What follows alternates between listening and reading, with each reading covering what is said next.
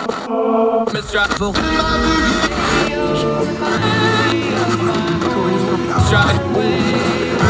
Let's win.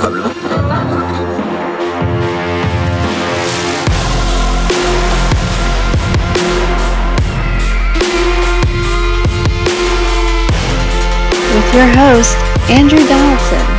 This is Heard Tell.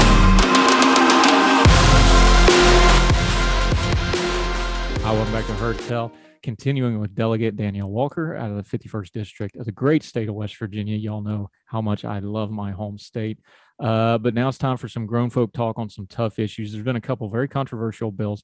Let's start with one that actually just got some play in the U.S. Congress, but you've been trying to get it done in West Virginia. It's called the Crown Act.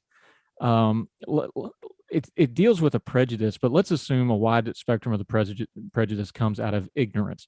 So let's deal with the ignorant. For people that just don't understand or don't know, or maybe they just haven't been exposed to different ethnicities, why is this such an important thing to folks? The Crown Act, natural hair care, these types of issues. How would you, when you're having these meetings in Charleston, I'm sure you've had to just sit down and explain it to somebody like, okay, this is what this really means, and this is what we're trying to change. How do you go about that? Well, what we have to first look at is what the dark past has taught us. And when it came to natural hair and in the black and brown communities, it was always discriminatory. When we look back in the 1700s, there was a bill by a Louisiana governor called the Teon Act. And a Teon is a hairdressing where you tie your hair up. And it was focused on freed Black women. It was a group of white women who went to the governor who said, the exotic styles of hair that these women are wearing, they are bringing chaos to our husbands. We need this to stop. So the governor deemed this the Teon Law, where free Black women had to tie up their hair so they wouldn't be a distraction to others. But what they did in tying their hair, they embedded it. They bedazzled the scarves. They dyed the scarves. They put gold ornaments on the hair. And so that brought on some generational trauma. When you look at braiding, and we must understand that Black history didn't start with slavery, but in the United States of America, it's something that is very deemed where you see Black people in the oppression, right? So braiding was a style. It was something that was cultural from Africa. And what these men and women started doing was braiding maps to the north in their hair. What they used their hair and the braiding for was to put seeds from their native land as they were moving from one plantation to another, or even as an indentured servant or a freed person, they would embed the seeds in their hair so they can keep that as heirlooms. Fast forward, we started with the Afro, and that brought some political strange, like, why are we doing this? We got away from the European style of putting perms and relaxers and straightening hair. So we went through the 60s with the civil rights movement of Afros, and then we started transitioning things back. But as we learn history, the style started to come back again. So braiding, so we look at a French braid, have no problems with it. But when you start looking at locks, and Bantu knots and different type of protective styles, then that was deemed as being unprofessional. When you were going to an interview, you made sure that you didn't wear your natural hair, or you wore a wig that you thought would be accepting to the person that was going to interview you. And after you got the job and you went through your 90 days, then you may have started a little bit at a time, start expressing yourself, whether that would be with the cornrow, which was like, what are you doing to your hair? Like, we prefer your hair the other way. Then the write-ups would come. And then if you went to micro braids, then it would be like, so are you going like to Jamaica on vacation? Like, why would you do that to your hair? And then it was like, can I touch your hair? Or, Yeah, that's not what this office and what this corporation is about. And then it may even be a highlight for a landlord who doesn't know, well, if this person is coming in here with cornrows, like, are they going to sell drugs? um, what kind of people is going to be visiting the place that they want to lease to. And so those discriminatory things happen when you go into a business, even though you're going to sit at the restaurant, but you just need to use the restroom because maybe you were on a 2.5 hour ride. You come in and you go, can I use the restroom? And they're like, customers only. Well, we need a table. We're full. You need a reservation. So these are the things that and if you've never been through it, and what I've learned the first year that I introduced the Crown Act in West Virginia in 2019, when we opened it up and we wanted hair stories, it just didn't come from people of color. It came from people who have naturally curly hair. It came from people who were natural redheads. And it traumatized me more of the hidden jokes and the things that these folks went through with their hair. It came from white males who wanted longer hair during the 60s, right? And so then we had to make sure we had that seesaw of elevation and equity. Dyeing of hair and the natural way my hair grows from my scalp is not the same comparison. And so we had to educate in an open public forum, and the bill has never made it on any of the committee agendas. So I can't never really have this conversation with my colleagues unless it was a student, like we had the student in Beckley who was discriminated against in the basketball game. His football coach had no problem with his locks, but his Black basketball coach did. And that young man went into that locker room and tried to comb his hair out. And it wasn't, yes, I introduced the legislation, but when his mother went with the lobbyists to the Senate side and Senator Trump heard the pain and the exhaustion of this mother, he originated the bill in the Senate. That's who we are as Mountaineers. Yeah. And for the people that say, well, businesses have a right to say what they deem professional. Okay, that's fair enough. But let's consider this. The United States military relaxed their standard on natural hair in 2014, although they worked on that for a couple of years before that happened. They released their restraints on locks in 2017, and they just redid it again last year in 2021 because they come to find out it's really, really hard to get exact. It's the military, so they're like 3/4 inch, 1 1/4 inch. It's really hard to get locks in that exact shape. So they went back and revisited again last year. If the military, where it really is a life and death issue to make sure you have a dress and appearance, I think we can do something with discrimination because, again, what's the point? Do you want to fight the hill over how somebody looks, or do you want to get people jobs and by extension freedom, because economic freedom is freedom? That's where I fall on that. And it's one of those things where, look, I didn't know a whole lot about it. I grew up in the middle of West Virginia where we were, 99% white because we had, Chinese restaurant and that sort of thing. That I didn't know either until I went in the military. And now I have peers, and then I had subordinates, and I'd have female troops. And I found out, like, man, it takes them 2 hours to get uniform appropriate to come to work every morning. And let me ask you it this way. Is it one of those things where we talk about discrimination in such big terms, and we should, because, racism is a problem, prejudice is a problem. There's a lot of this little everyday stuff that, like you said with that, if we just tell the human side of it, is like, this is my experience, hear me out on this. I think we could turn down the noise on a lot of this stuff and just connect on a human level. You'll still have the people who just want to be evil and don't want to give people a fair shot. But I think the vast majority of people, those stories would hit home, don't they? Of course they do. And this is why we do the Crown Act rallies every year in the legislature. I want to commend my colleagues who came down this particular session and listened. And at the moment, there was 3 high school students that were speaking their lived experience of the discrimination that they went through. And right after that, there was a young lady who was on a cheer competition team who spoke her truth.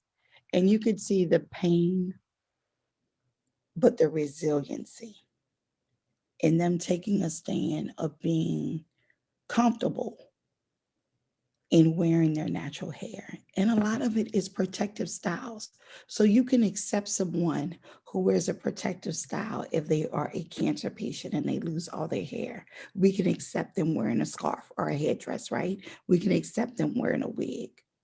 But as an African American woman, can you accept the diversity? Because I don't look like I have a certain illness, I do. And these protective styles keep me from being sicker than what I am, right? It's the years of relaxing your hair and having those harsh chemicals. Now there's studies that they can promote breast cancer a little bit faster in African American women than anybody else in the US. So these are the things, there's science behind this. And there's studies behind this. And there's real harm behind this. And it's time that we move forward. We continue our discussion with Delegate Danielle Walker of the West Virginia House of Delegates right after this on Heard Tell.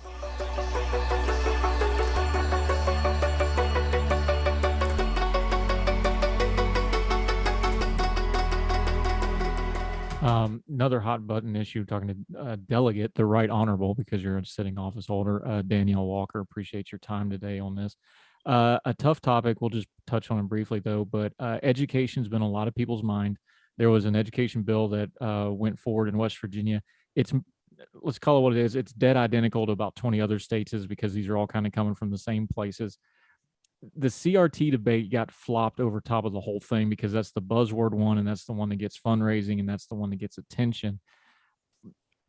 Let's do this like we did the hair thing, though. Put it on a personal level, though, because for folks that don't know, in the state of West Virginia, every eighth grader, including me, including everybody else that was in eighth grade, you have to take a semester of West Virginia history. All right. Love it. It's called the Golden Horseshoe. I was robbed in 92, but let's not get into that. When you deal with history, when I took West Virginia history, there just wasn't a lot. The Hidden Figures thing I didn't know about, even though I grew up an hour from there. The Hawks Nest Tunnel disaster. I bet a lot of people don't know about that. Hundreds and hundreds of Black men from the South purposely recruited without families that died on that mountain. The mines were the same way in a lot of cases back in the days, places like Welch down in the coal fields. Some of it's dark, but it's a very rich history that doesn't get taught. But because they're legislating on the bill, and I'm just going to put it this way, part of my problem with the CRT legislation is legislation has to be black and white, and these folks can't even define what CRT is, pro and con. You're writing bills now where I think you're going to have a big problem teaching much of anything. Is that how it landed with you too? Because you have a perspective that I don't have. You tell me, how should we be addressing these issues? Because I know for a fact, because I grew up in West Virginia and I came through West Virginian schools, they don't teach this stuff. And I doubt it's gotten a whole lot better. How do we make it better without having this nebulous legislation that's just going to kind of muddle the water on everything at best and harm things at worst? The best way that we can go through this is to lean on the professionals that are in the classroom, and that is our educators. And our educators have master's degrees and doctorates in the classroom. There is always an open line of communication. My family moved here in 2010. My oldest son, my late son, was an eighth grader. All of us learned that eighth grade history. What we did not learn was Katherine Johnson, Carter G. Woodson, the father of Black History Month. Never came across that. We didn't learn about Booker T. Washington, Harper's Ferry. We did not know of the many festivals. We hadn't heard about the Osage community that's right here in Monongalia County. And so why do we want history to remain hidden? And what is that going to really do for the students of West Virginia? Presentation without presence is powerless. And we are all power. Now, when we speak about certain things of migration and immigration and slave trade and civil rights, even to modern day and we speak about lynching, you can't forget about Emmett Till. And I do my due diligence, especially during Black History Month, is to pick up, I just didn't pick up any Black history. I chose West Virginia Black history for a reason. And to have my friend, my colleague, a Republican from the Charleston area, Delegate Pack, says, I learn something every time you post something. And it's on Twitter. So it's just 1-2 sentences. That's it. He said, and I've lived here all my life. I'm going to go back and take a ride through Charleston again. If we can start being open-minded, I don't want you to feel anything, but I don't want you to disregard the generational trauma. Most hurtful is removing books about Ruby Bridges, Martin Luther King Jr., and Galileo from certain school libraries. I have a problem with that because that's the first persons that you use to quote. Katherine Johnson is an honorable American, just as Robert C. Byrd is. But you see Robert C. Byrd named on many hospitals all over, roads, bridges. But Katherine Johnson had to hit the big screen for you to know her name, not even remember it. 36 things in the state of West Virginia with Robert C. Byrd's name on it for those of you keeping score at home. Talking to Danielle Walker. I want to ask you this question. It's a little indelicate, but I'm just going to phrase it to you the way you said it. Yes. Let me phrase it to you this way. Because the response to this is, I've heard it from friends on the right and the left, some of them too. They say, well, this just makes it too controversial. We want to have a colorblind society. We want to treat everybody equally. You had a quote when you were speaking to a crowd. It was actually during a rally back about 2 years ago. And I wanted to ask you about this because the way you phrased it, I want you to explain it to me and the folks in the audience as well. You said, and I'm paraphrasing it just a bit, you said the problem with being colorblind is if everybody's colorblind, then they'll never actually see me. What is it you meant by that they won't see you? Because it sounds good. We want to live in a colorblind society. We want everybody to be equal. But what does that mean to you when you say, well, then they don't see me? Does that tie into all that history we were just talking about? It does, and it goes back, and I may get a little emotional. It goes back to being 3.5 years old when my mother and father sat me down and said I had 3 strikes against me. Now, please don't judge my parents because I love them dearly. Number 1, you're Black. Number 2, you're a female. And number 3, I'm sorry, baby, we are poor. I didn't use those things as an excuse. I didn't use those things to keep my head down. I used those 3 strikes to motivate me because my parents were realists, right? So that meant for every application, it asked about my race. How can we have a colorblind society? Whether I apply for a job, whether I'm getting a driver's license, it is a marker of who I am. Race. And so where does the color blindness come from? Now, many folks, it could say that this is my religion, this is what's in the Bible. Well, then that's discriminatory also, because not everyone practices a religion. Not everyone reads the Bible. It is my faith, and I hold it near and dear to my heart. But when you say you want to be colorblind, do you blind out my natural hair?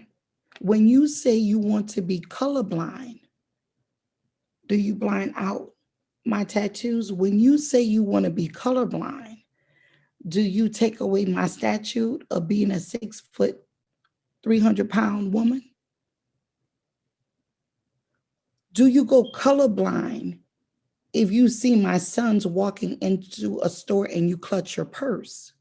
Do you go colorblind when you see certain people wear certain clothes, listening to certain music? So when are we actually truly colorblind? We are human. So I need you to see me.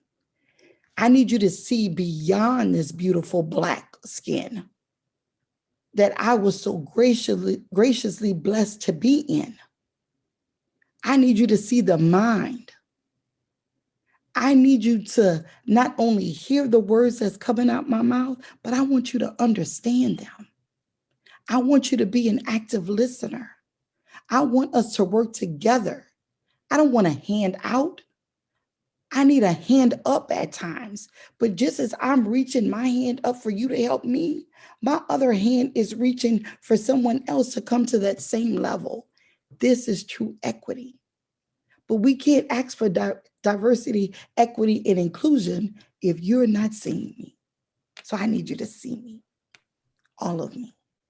We continue our discussion with Delegate Danielle Walker of the West Virginia House of Delegates right after this on Heard Tell.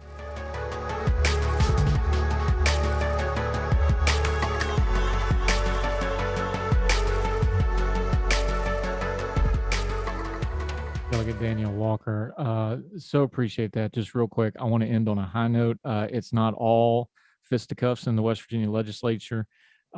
It's your story, so I'll let you tell it. You got a bill passed that is very, very meaningful to you on a personal level.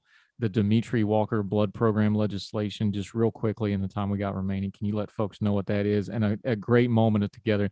Saw a lot of folks crying when they signed that thing, both sides of the aisle, including you. Understandably, let folks know what that was real briefly, and that one of the great moments of West Virginians coming together. Let them know what that was. Exactly. Dimitri Walker is my late son who took his last breath on June 19, 2021, due to some complications to leukemia. Being an African American, bone marrow was going to be our next step forward. This was not the first time Dimitri had a bone marrow biopsy. He was diagnosed in less than a month and died. So I wanted to make sure that we brought awareness to every West Virginia. So House Bill 4631 was signed by Governor Justice on March 28th, and it is the bone marrow and peripheral blood stem donation program that will be an online brochure that will be monitored by the National Marrow Bone Donor Program. That's where we're going to get all the information from. We will make sure we have all the stakeholders there. This is a new progressive form of healthcare here in our wonderful state, where we have so many wonderful healthcare facilities, people learning about healthcare. And this is keeping my sons, my king, life and legacy alive. And I am so humbly honored that my colleagues stood with me, by me, because they heard and they seen our story. Thank you.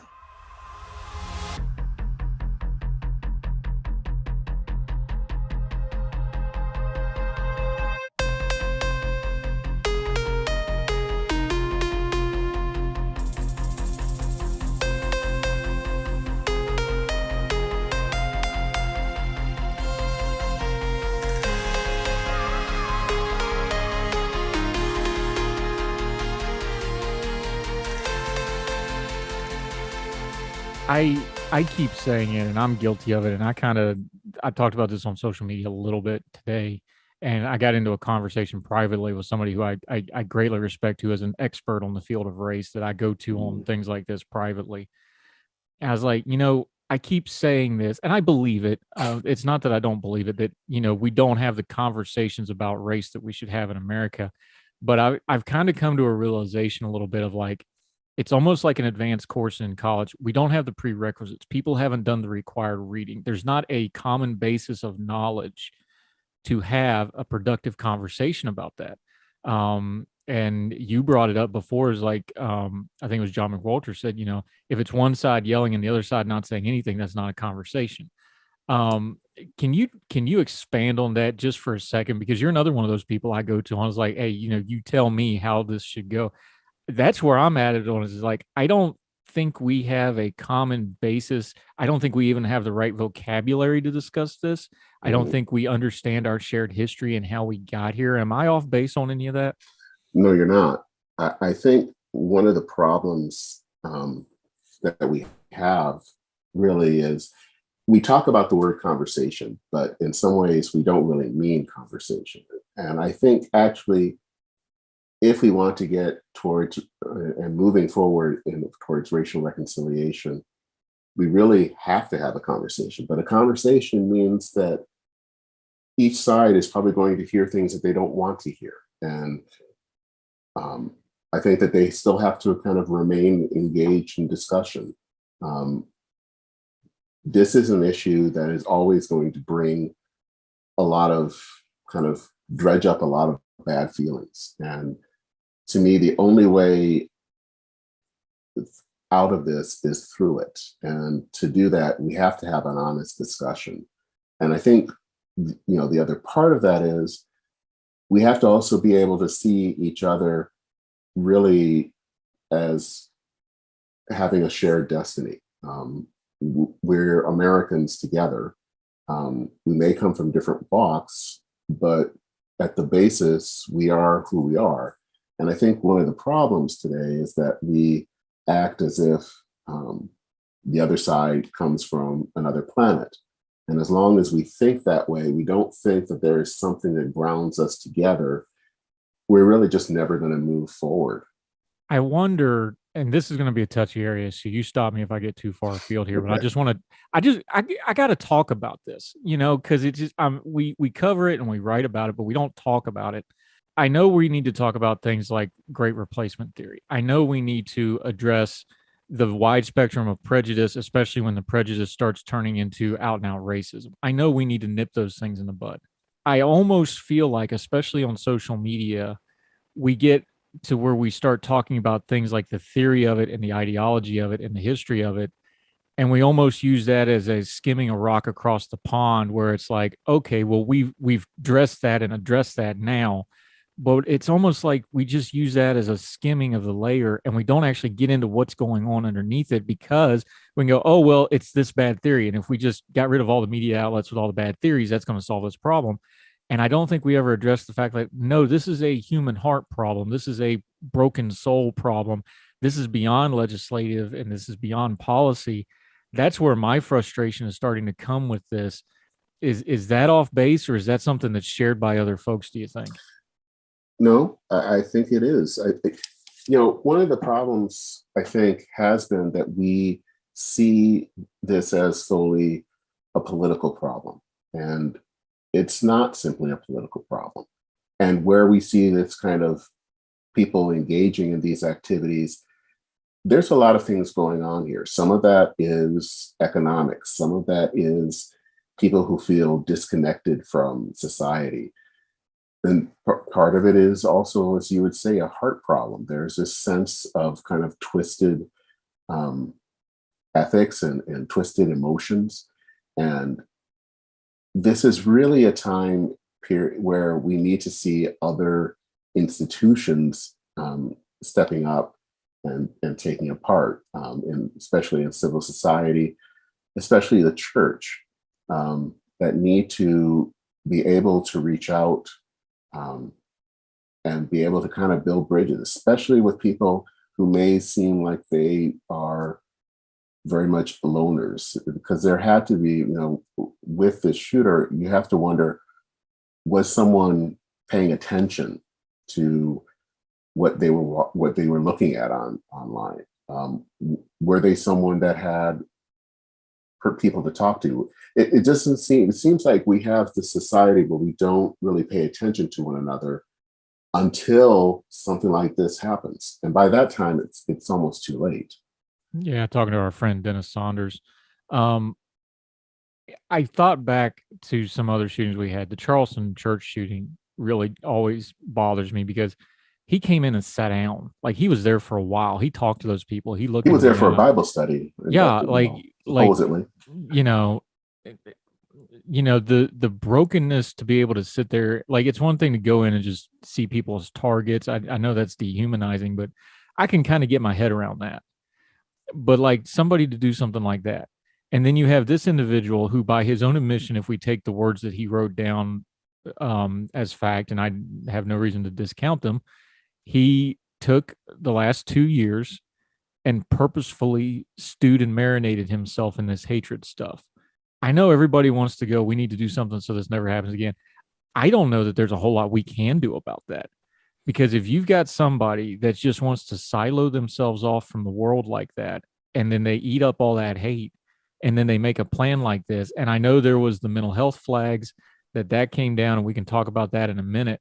But as far as the radicalization part of this, where his prejudice turned to outright hatred, which turned into racism, which turned into murderous intent, I just don't know that there's a whole lot we can do about that. And it's like it's taboo for us to say there's not a lot we can do about that. But that's what it feels like. Do you feel differently? I mean, I don't know how you solve that problem. I don't know. I mean, I agree with you that I don't think that there is one simple solution. I mean, obviously, whenever things like this happen, there are people who say, if we just had better gun laws, this would go away. And I'm not opposed to that, but I don't know if that would be the thing. And,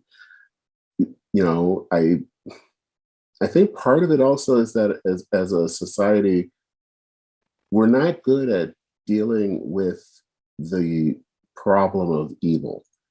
And I don't want to go as far as to say that some people are just plain evil, but there are people that engage in evil acts.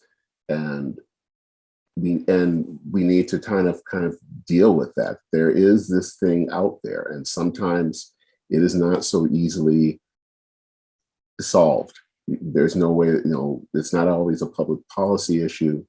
I don't know if I would go as far as say that there's nothing we can do, but when you're dealing with something like this, I think it's hard. I think it's very difficult to find something to do.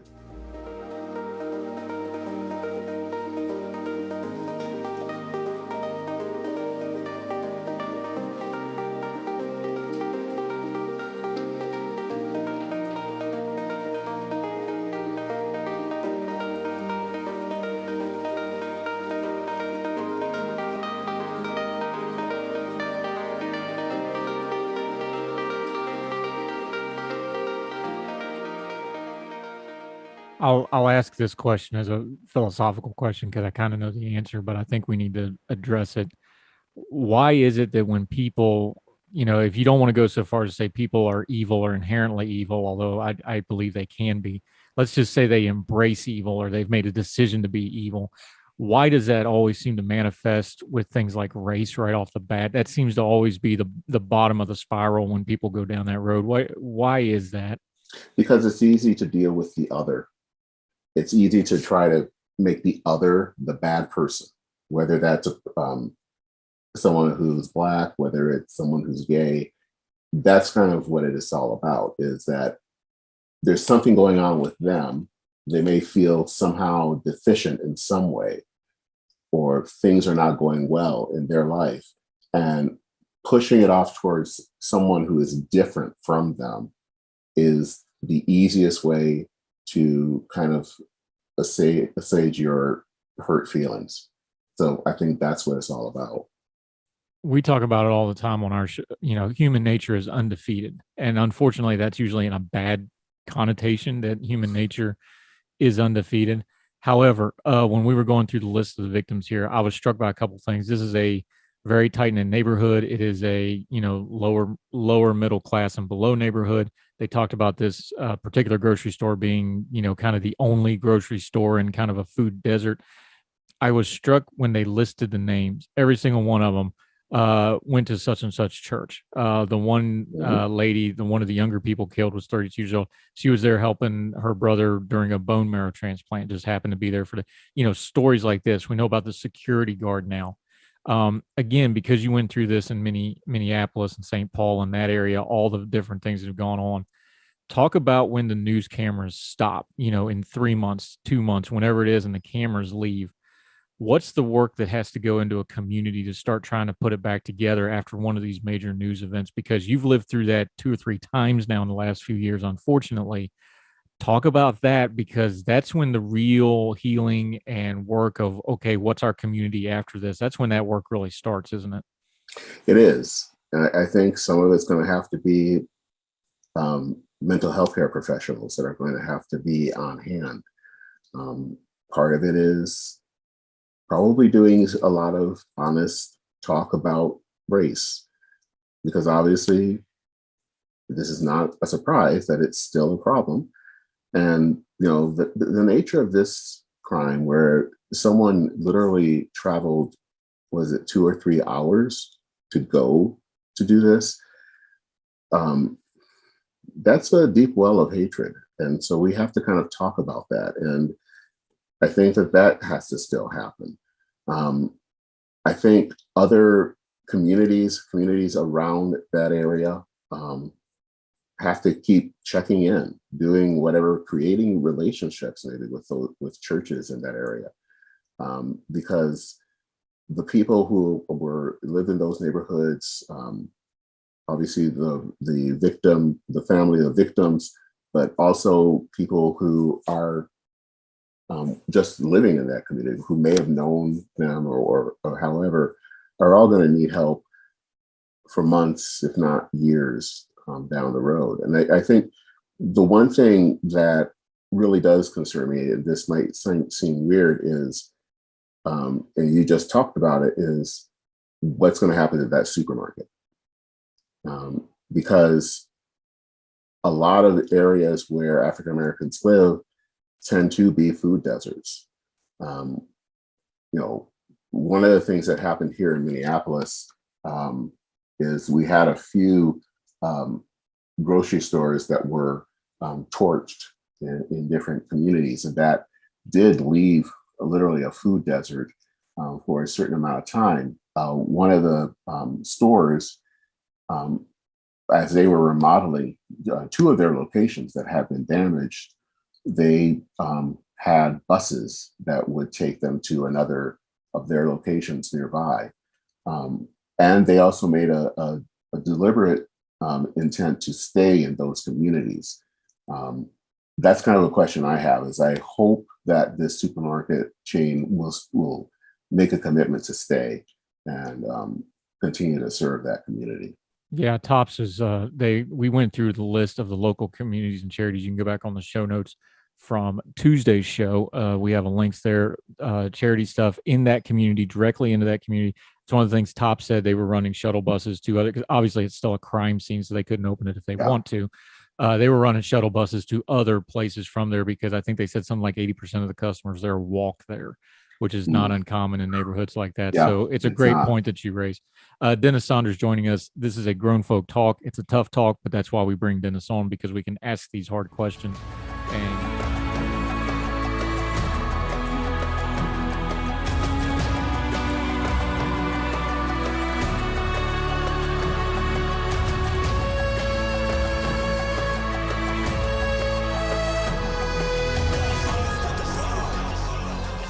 welcome back to Heard Tell. I'm very excited about this new face on the program, but somebody I'm very excited to talk to. He is the editor-in-chief of The Voice down in Atlanta. He's going to tell you all about that in just a minute. Donnell Suggs, how are you, sir? Good morning, brother. I'm fine. How are you doing? Thanks for having me. I love having you. This is one of the reasons I do social media. I get to meet new people, and now I've got an excuse to talk to them. So great to talk to you. Let's start big picture for a second, because I had something happen back when we were covering the midterms. I was talking to one of our regular election folks that does the data and stuff. I think politically, culturally, demographically, economically, any of those major narrative stories that we're covering nationally, and of course those show up at election time, I find Atlanta to just be one of the real fascinating places to watch in the country. I'm an outsider, you're an insider, you're there, you right there. Does it feel that way to you folks, that you really do have a microcosm of a lot of the wider issues going on, and we got them all right there in Atlanta right now? You're spot on. I think what's special about Atlanta is it really isn't Georgia. What Atlanta is the best of what America can be, with the ethnicities and different cultures, and also sort of kind of what happens when a city grows so fast that it has to just kind of be in the spotlight, even if it doesn't want to be. I always tell people Atlanta and Georgia are two different things. Atlanta's the capital city, but it's like nothing else in Georgia. So politically, it's like nothing else in Georgia, and now it feels like it's like nothing else in America. And that's really special. That's really special to be a part of that right at this time. Yeah, and your own story fits directly into that. You're actually a Brooklyn guy. You've Yes, been sir. there for quite a while now, so no shame in saying you're an Atlanta original, native, whatever you want to call it. But you're one of them. Take your own story, walk people through that. You came to Atlanta, you're part of that story. You came into that community, you're raising your family there now. What got you there and what makes you stay there and work? 16 years in Atlanta, 17 years this June. Met my wife here. My son was born here. My newspaper career really blossomed here. I moved here with the opportunity to work for a lot of smaller Black newspapers because Atlanta still had those. Whereas in New York, there might be a few, but it was just harder to break into the industry as a young man without a ton of references outside of college newspapers. So Atlanta gave me my start. And in the meantime, in 2006, the Atlanta continues to change. So I'm kind of going along for that ride. And I just think that Georgia as a whole, but Atlanta in particular, is that story for a lot of people. They moved here from Detroit and Chicago and Philly, et cetera, New York, of course, New Jersey. And we got to start in maybe a different industry, or we got a fresh start in the industry that we love. In Atlanta, at least at that time, because it wasn't as crazy as it is now, as far as 8 million people. When I got here, it might have been like 5. And it was still like, oh, people were saying, where you going? Atlanta. Okay, why? And now it's like, oh, where you going? Atlanta. Oh, of course. And that's the change. So I think my story is very similar to a lot of people. That is just a place where you can get a fresh start or get the start you were looking for. And that's definitely what happened to me. Yeah, Donnell Suggs, he's the editor-in-chief of the Atlanta Voice. You just mentioned it. You got your start in newspapers and writing. We've been talking a lot, and we covered on our show, and when we have reporters on, I always talk to them. It is a big thing in our country, this dynamic, the nationalization of media. Even though Atlanta is a major city, there's still local reporting that's really, really important. We just saw this with the Santos story in New York. Local paper had it, national media ignored it. There's lots of examples of this. Even in a major metro like Atlanta, one of our fastest growing, biggest metro, the diversity of it, the size of it, the way it's growing, the politics of it that we've seen in the last couple elections, local media, even in a big city like that, really, really matters still, doesn't it?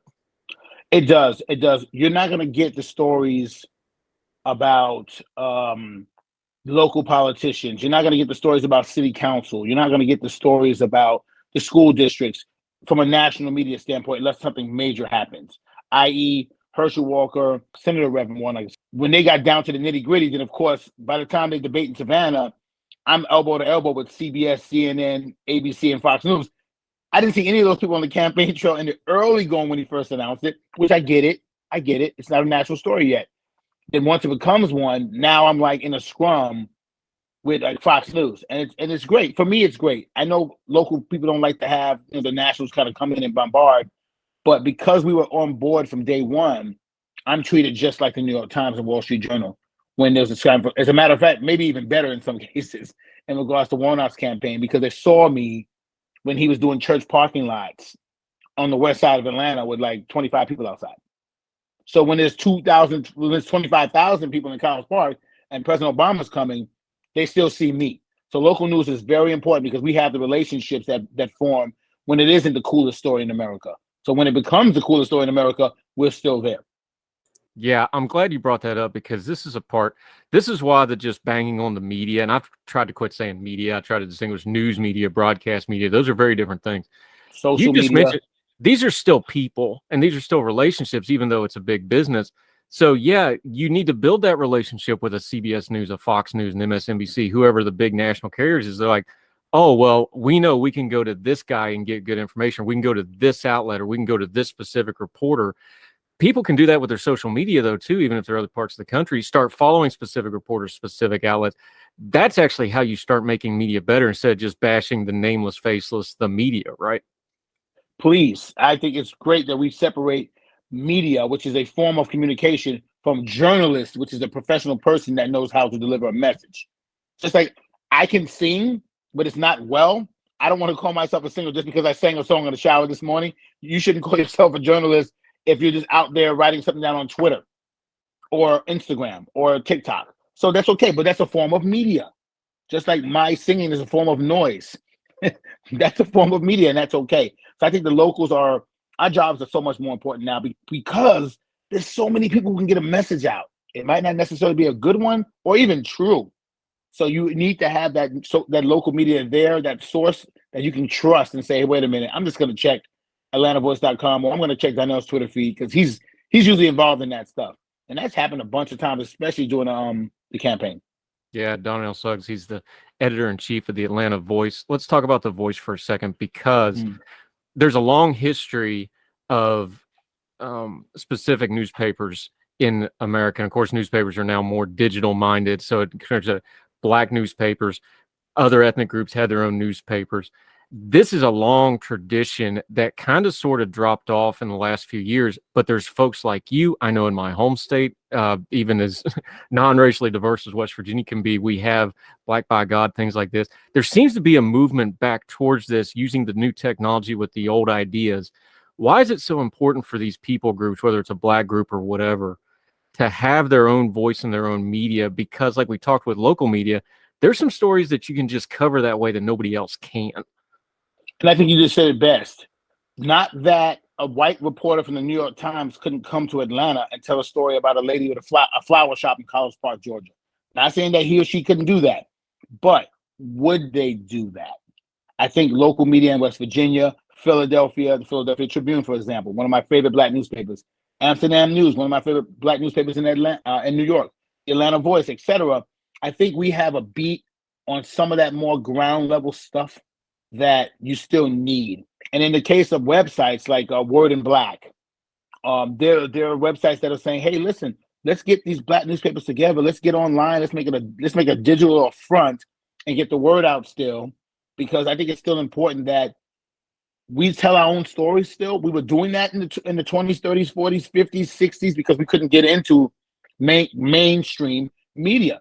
And then once we began to do that, just like in college and sports as well, well, then maybe I don't need to write for the Atlanta Voice.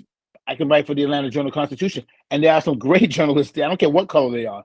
But in the same token, I'm at a Clayton County school talking to someone at a warming station in Jonesboro that no one else would care about because it's not on their beat. Whereas with me, it's more local, so I better get down there. And then you end up being able to tell really good stories. So I feel like the push towards Black journalism, I think it's a real thing. And even though I just came from a major newspaper. The Atlanta Business Chronicle is a major news. It's the second largest paper in the state of Georgia. And I feel like it's the most important because we talk about development and business. I was there. When an opportunity came to run the Black newspaper in town, I jumped at it because I felt like it was important to be able to continue to tell our stories. All the music on Heard Tell is provided under a Creative Content license from monstercat.com. Somos la máquina.